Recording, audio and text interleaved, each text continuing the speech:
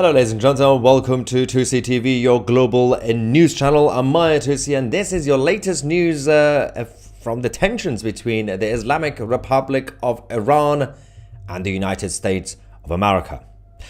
The Islamic Revolutionary Guard, the IRGC, once again prove that they clearly have a death wish. Over the last few hours, we've been getting a lot of updates from Tehran, the capital of Iran, as the leadership of the IRGC essentially are escalating their threats and their plans to apparently assassinate the president. Yeah, good luck with that. There's been a number of attempts by the IRGC in recent times, and they continue to just obviously rant about destroying America, but obviously they don't really have that much power. They can cause chaos, they have caused trouble in the past, but they're not going to be able to defeat America, especially President Trump. So in this video we're going to go through what they've said, what they're planning to do. I mean, based on what they are saying, we can't really speculate exactly what how they're going to be doing this. There is also a lot of updates about the Americans now also preparing for, obviously, in case the Islamic Republic do something stupid. They have sent the deputy envoy to the Middle East, to Lebanon. They are sorting out the Hezbollah in Lebanon on behalf of the American side. And of course, everything else has also escalated. We're going to give you guys all that information in this video, including the Crown Prince of Iran, Reza Pahlavi, who is supposed to be, well, was supposed to be going to Munich for the security conference. The German government blocked his entry to the conference. Then they decided they were forced to make a U-turn. All right, let's start by focusing on the initial problem. Ali Khamenei, the supreme leader of Iran, is a little bit hurt and upset. He's a little bit emotional. He's now refusing to use Trump's name. He just uses pronouns. He says he, although he's assuming his gender, so that's so rude of Khamenei. He said, in the 2010s, we negotiated with the US and an agreement was formed. The same person, now in office in the US, tore up that agreement. Even before him, those with whom the agreement was reached didn't carry it out. The agreement was supposed to lift sanctions, but they were not lifted. I wonder why. Firstly, they were, and your assets that were frozen were released. A lot of money was sent to you by both Obama and Biden, but it was actually the Iranian side that didn't actually carry it out, the actual agreement. There was a reason Trump had to tear it apart, but obviously he's trying to gaslight the global population. The leadership of the IRGC, meanwhile, and those members of the fake parliament in Iran have decided to step up their rhetoric against Trump in terms of the assassination, including, of course, one of the top figures, the Mojtaba Zarei, saying, whenever I get the opportunity, I will not hesitate for a moment to kill you. And mind you, I am a political official speaking this diplomatically. Okay, dear. It is a very, very diplomatic language coming from a member of parliament. The leadership, the generals of the IRGC, so the IRGC is under the control of Khamenei himself, the supreme leader. Then you have the actual military on the side, but the IRGC run the country. Then you have the government, which is the puppet of the IRGC, but they are technically separate. I mean, they're still under the same umbrella, but in terms of the president will be running the government, but the president has to listen to the supreme leader, who is the head of the IRGC. So the head of the IRGC, the supreme leader, has now told the president to tell the rest of the government, do not even get close to even thinking about any sort of negotiations. The plan is now to take out Trump. I don't know what they're thinking. I mean, clearly it's a bluff, right? It has to be a bluff. They can't, they don't want to poke the bear, right? They're not that stupid, or are they? Because the IRGC have now come out to say no proxies to be used against Trump. This is our job. Okay. I mean, they seem quite excited. They seem quite focused. Some of you might have already seen the training videos from the IRGC when they are doing their military drills and all that. They don't seem that professional, by the way. Actually, they kind of make the Houthis look more professional. The supreme leader has also made another speech ranting about Trump's plans to take control of Gaza. Obviously, he's not happy about this. Obviously, he's going to have a heart attack any moment because he's about to have a meltdown. Watch this. It says subtitles. We translated this for you. آمریکایی‌ها نشستن روی کاغذ دارن نقشه جهان رو تغییر میدن. البته فقط روی کاغذ. در واقعیت هیچ گونه واقعیتی نداره. درباره ما هم نظر میدن، حرف میزنن، اظهار نظر میکنن، تهدید میکنن. ما اگر تهدیدمون بکنن تهدیدشون میکنیم. اگر این تهدید رو عملی کنن ما هم تهدید رو عملی میکنیم.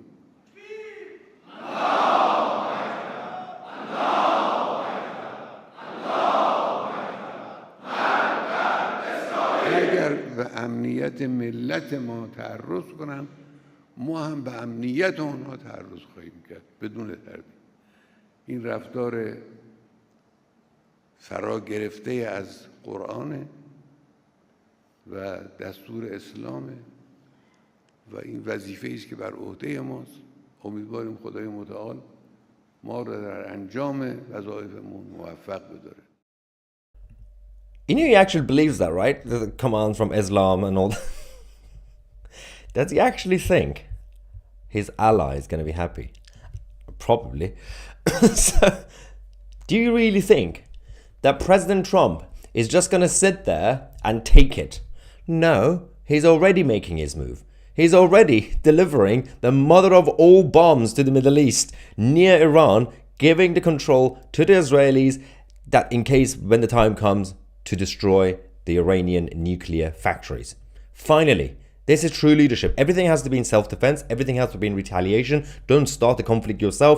Didn't end well in 2003 with Iraq, 2001 in Afghanistan. Not a good idea. Libya, what a mess. But if an enemy attacks you, you go and wipe them out. That's the Roman Empire policy. There is this issue.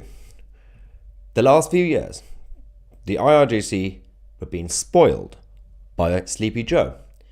They knew that they could do whatever they want in the Middle East, even to Israel. And if Israel wants to kick off, the IRGC could pick up the phone to Switzerland, and Switzerland could pick up the phone to Biden, and Biden will force Israel not to do it. And they did this twice in the last year. Twice Israel was ready to go and wipe out the IRGC, or at least the nuclear factories, oil and gas sites, in retaliation for the massive bombing of Israel, which, by the way, failed because the Iranian technology is not that great. So, even their drones. The approach is now different.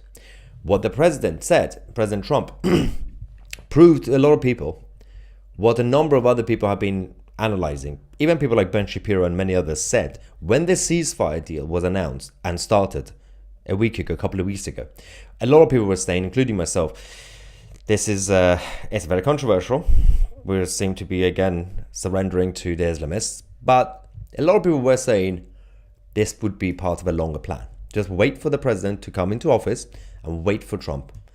And it seems like the plan for Gaza, which is again, the rhetoric for Gaza is essentially to force Egypt, Jordan and Saudi and others to step up so they could do something about Gaza.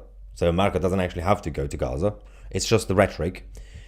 But it seems like the plan, and I'm going to talk about what's going on in Lebanon, the plan is to finish off Hamas and then Hezbollah and then deal with Iran.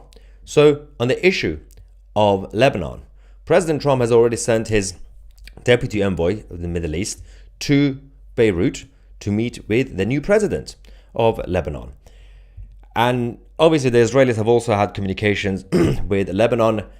In case you're wondering, the rhetoric is changing, the atmosphere is changing. Look at the handshake.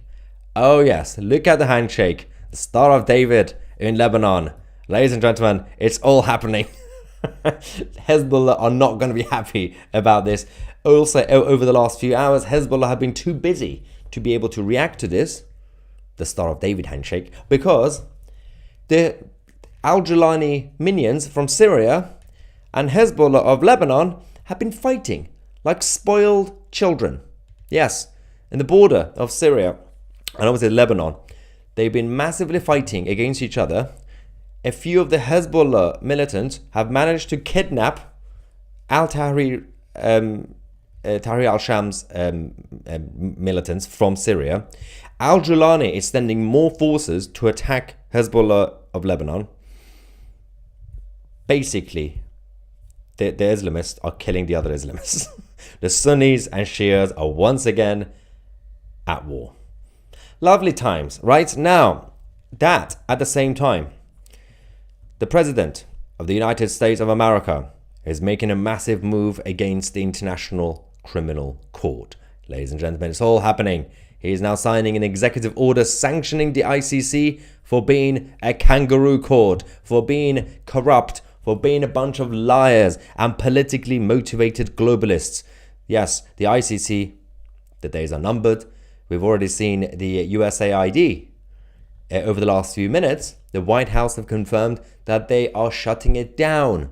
No more money for the BBC, no more money for the Islamists. Now, at the same time, the United Nations, they're also being attacked and targeted by the new White House, the UNRWA in the Palestinian territories. The funding withdrawn, the whole thing being shut down. Good luck with that. The Iranian regime will be suffocated over the next few months, whether they like it or not. Now, the United Kingdom is not too happy with President Trump. What a shock. The British Prime Minister Keir Starmer is defending Gazans and Hamas, stated that his opposition to any attempt to relocate Palestinians from Gaza to other countries. I did post this on X earlier. This is the two sides of the left-wing globalists. You ready for this? They say borders are meaningless, nationhood meaningless. It's outdated. We shouldn't have borders. And all refugees are welcome here. All of them. They say that, right? Then when it comes to the so-called Palestinians, borders are extremely important. Nationhood is very important for Palestinians. One state for Palestinians. And they should not be moved away as refugees. Even temporarily, even short term, they should remain in their wrecked area. Even though the whole of Gaza is being flattened, they should stay there. We shouldn't have them as refugees. Pick one. You can't have all refugees from Gaza welcome here and then say, no, we shouldn't have them as refugees. The plan that Trump has announced is actually a temporary relocation. It's not permanent. It's not ethnic cleansing. It's temporary because there's nothing there. They can't live there. If some go to Jordan, some go to Egypt, or even Saudi, they have a lot of land, rebuild Gaza, then send them back. It's better than having permanent refugee status. These people want permanent refugee status, as they've had over the last few decades. But all this is because of the influence of the IRGC. The IRGC's influence have been scaring off a lot of European countries, including Germany. The Crown Prince of Iran in exile, Reza Pahlavi, is in Europe. And obviously next week he'll be in the UK. He'll be coming on 2CTV. We have an exclusive interview with him. He was going to Germany. The plan was to go to Germany first. Security conference in Munich. Massive conference.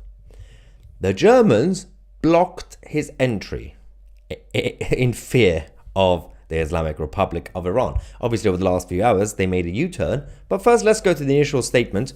Reza Pahlavi said, in Berlin, a decision has been made to sideline and silence the Iranian people and to appease the Islamic Republic. At this important moment of change in Iran, I was pleased to be invited to take part in this year's Munich Security Conference. However, my participation in this conference has been blocked. The German Foreign Ministry's intervention to block my participation places Germany on the wrong side of history. It's not the first time, by the way. So while the German government caves to the Islamic Republic, I urge the German people to stand with Iranians, fighting for human rights and democracy, not only for Iranians' sake, but for their own. He finished by saying, along with my compatriots, I will continue my campaign to free Iran and with it, the world, from the terror of a regime that has been allowed to hold humanity hostage with its blackmail for far too long.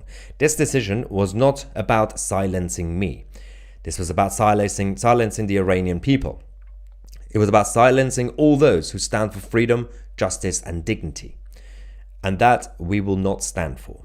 Despite attempts to deny the Iranian people a voice at this conference, I will nonetheless be traveling to Munich for while we seek friends and allies in foreign capitals. We know our liberation is in our hands and will never be determined by foreign governments.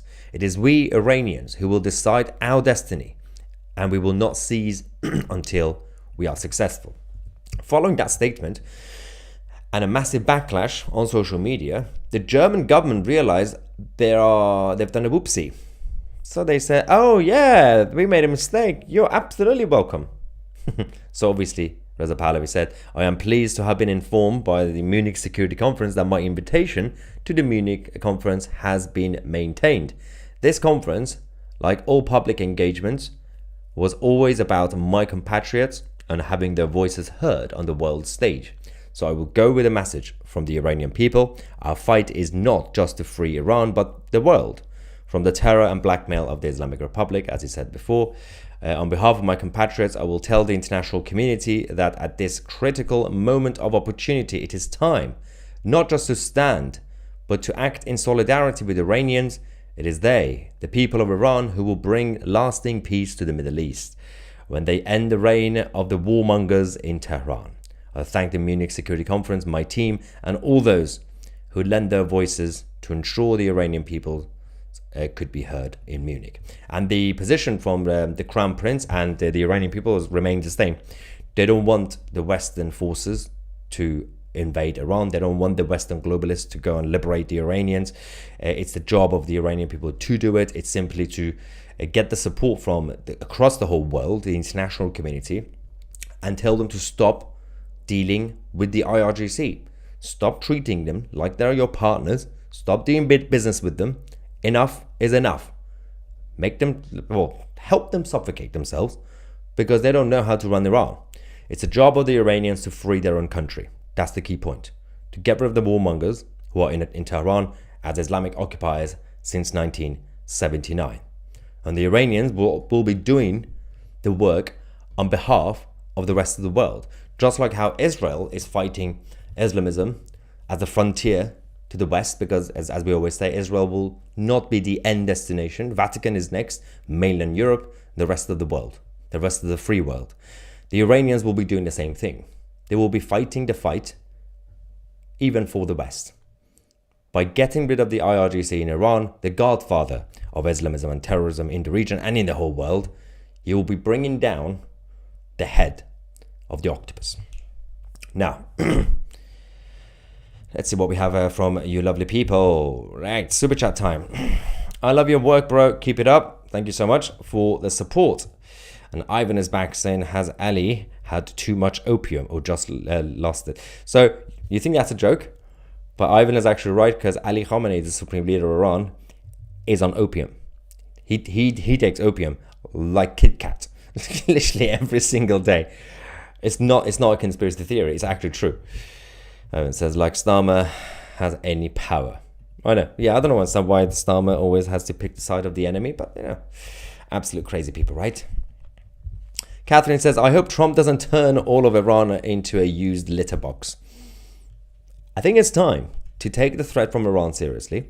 It's time to go and wipe out the IRGC in self-defense. If any of the countries are attacked, even one citizen of a country, and Iran has been doing that since 1979, and nobody in the West have been brave enough to defend their own nation. If a country like the UK or the US is attacked again by the IRGC, you go and wipe them out. If Israel is attacked by IRGC again, which it will, matter of time, Israel should go and wipe them out. But if Iran is just there, you do not go in to liberate the Iranian people. That's the job of the Iranian people. They should liberate themselves. It's their fight. But you have to take things seriously when it comes to self-defense. I always say, one of the policies from the Roman Empire was, if a Roman citizen is touched across the planet, the other side of the world, Rome will send the army to wipe out your people. Now, you might say the Roman Empire was a bit OTT. You don't have to go to that level. But you have to take things seriously. The Iranian government continue to take people as hostage, different nationalities, different citizens, sometimes dual citizens, sometimes pure citizens, like from Sweden, France, Germany, US, Canada. How many times do we have to give them money for them to release our people? It's embarrassing. Do not negotiate with terrorists. Not a good idea. They keep doing it again. And Trump was right about Gaza. You can't allow Gaza to go back to how it was on the 6th of October and the 5th of October, because the same thing will happen again. Because they said it a week ago, a week and a half ago.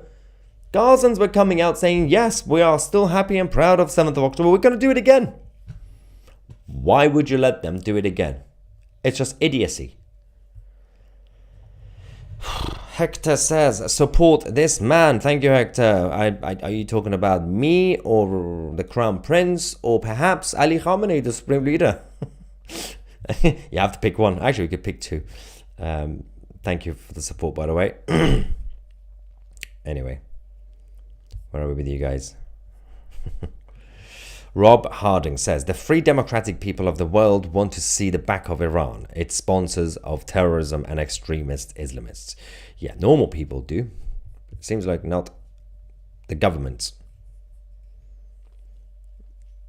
It is crazy that, some supporters of the IRGC actually think that the IRGC is capable of destroying America. I mean, maybe they're all on opium. I'm not sure. It's crazy stuff. Right. DM says they don't want the USA to rebuild it because Hamas wants to rebuild their rocket launchers back into their buildings so they can hide them again for the next time. Yeah, but they know this is the end. So the whole point of the Islamic Republic of Iran and the invention of it in 1979, and then following that, obviously, they created Hezbollah, and then they started supporting Hamas. The whole point, the obsession of the Islamic Republic, that ideology, which is to obviously expand Islam into the world, is to start with Jerusalem first, take control completely, wipe out the Jews. Gaza has simply been a short-term mission over the last few decades. Gaza is just a part of the puzzle for the IRGC. That's not even the main issue. The main issue is Jerusalem and from the river to the sea. They've lost the proxies. Hezbollah, the Houthis are left on their own. They don't know what they're doing. They just spend most of the time in Yemen making videos on iMovie. They edit it like children. Use AI. It's much better for editing. So the Houthis are busy making iMovie videos. Hezbollah, I don't know why they're going around kidnapping Sunnis from Syria. Stop poking the bear. And Syria's gone. Assad is gone. Which means this Gaza plan, whether it's going to be by the Americans, and again, it's unlikely that the Americans will actually take control of Gaza. It's simply the rhetoric to force Egypt, Jordan, and the others to take responsibility. If Hamas can't return to Gaza, next is to essentially force the hand of Mahmoud Abbas and the so-called West Bank Palestinians in the Judea and Samaria to change their rhetoric or surrender. You can't continue to go around saying from the river to the sea. It's not going to happen. Never going to happen. You have no power, which means the final mission is in Tehran, the capital of Iran. The nuclear sites must all go. The oil and side gases must be targeted. The IRGC headquarters must all be targets. Get rid of them all. The Iranian people will finish the job in their uprising. Just leave Iran alone. The Iranian people, with their historic alliance with the Jews, they can have peace, and the Arab world will have to follow them. The Abraham Accords will be finalized, should be finalized, and expanded into the Cyrus Accords, which includes Iran. Now that should be the mission. And as I said, when the Crown Prince of Iran, Reza Pahlavi, comes on 2CTV, we will be exactly discussing that. It's about the future of not just the Middle East, but the whole of the world. It's time to kick them out of here. In London, in New York, in Toronto, in Paris, in Berlin, Stockholm, they have bases everywhere. Kick them all out. We don't want them here. You should not want them here. Dean Evans, thank you so much, saying keep up the good work. Thank you so much. And Daylight says AFD needs 52% to take over, which seems unlikely. Yeah, but the AFD could have massive influence. Similar situation with Reform UK, because of the voting system. Reform UK in the UK are actually at the top in terms of the opinion polls. But the way it looks obviously would mean that no party will get a majority. It will be a home parliament, but the Tories and Reform will have to go into coalition. They have to. They have no choice. So AFD could continue to push for that. Again, you never know what's going to happen. So 2CTV will be, hopefully, covering the elections in Germany as well, which will be coming up very soon. Where are we with the rest of you guys? Marvin says Syria's gone. Project Sycamore funded by the US for Zionist devil. Ooh, the Jews, guys, the Jews. Be scared of the Jews. Mark says, love you, brother, from state of Georgia. Thank you so much, Mark Brenner. Commentator says, the sad thing is, Iran would be a right country if not for poor leadership and radicalization. So there's no radicalization in Iran. The Iranian culture, of all cultures in the Middle East, well, apart from Israel, the Iranians are the only, as a society, that don't do radicalism in general. They don't do extremism or radicalism. They've been under occupation since 1979. The Islamic occupiers will go, the Iranian people will go back to their culture, which they still have. If you go to Iran, by the way, don't go to Iran, it's not a good idea. It's just not safe. But if you talk to Iranian people, their culture, they maintained their culture. Even since the first time the Islamic side and Mo, with his army, invaded a few centuries ago. When Mo conquered Iran, they were trying to force Persians to change their language and become Arabic. Of course, there were a number of Persian leaders and poets and others who decided, including, where is he? I don't know where I put him. Oh, I knew I had somewhere. We had a number of them, including Rumi, Ferdowsi, and Hafez. These guys basically tried, especially Hafez, tried their best to maintain the Persian language. And even now, the Iranians still have their culture. So you get rid of, it's not even poor leadership. There's no issue. The issue is not necessarily leadership. It's an occupation. You get rid of the occupiers, the country is fixed. The Iranians, again, Iran was the first country in the Middle East to bring in democracy and constitutional monarchy, which was at the beginning of the 20th century. While the rest of the Middle East and the Arab world still had their dictatorships and everything else, Iran brought in constitutional monarchy and parliamentary democracy and everything else. Obviously, then things happened. And in 79, they lost the whole thing. The constitution was there. The Persian culture was the first culture to bring in the first charter of human rights. Cyrus the Great, freeing the Jews from Babylon. The Charter of Human Rights is still in the United Nations, at the top of the main door when you enter the United Nations. The founders of the United States of America used the foundational ideas and values of Cyrus the Great and the First Persian Empire to write the Constitution of the United States and the independence, the Declaration of Independence. If you look at how they did this and the inspiration they've got from the Persians, the Iranians are always the ones that will go back to what they already had.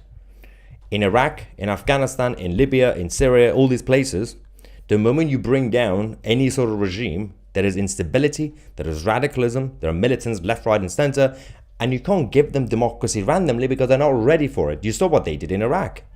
It was an absolute mess. But the Iranians already had it. So it's a whole different culture.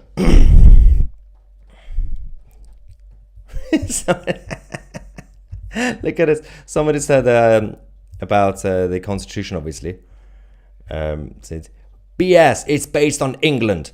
So those who don't understand history need to actually go read the history. So the system of the United States, the checks and balances, is based on the constitutional monarchy in Britain. So the presidency, the federal government, is based on the United Kingdom structure. It's very different to the republic in France, for example, and other republics. But the values, this come from the founding fathers, of America.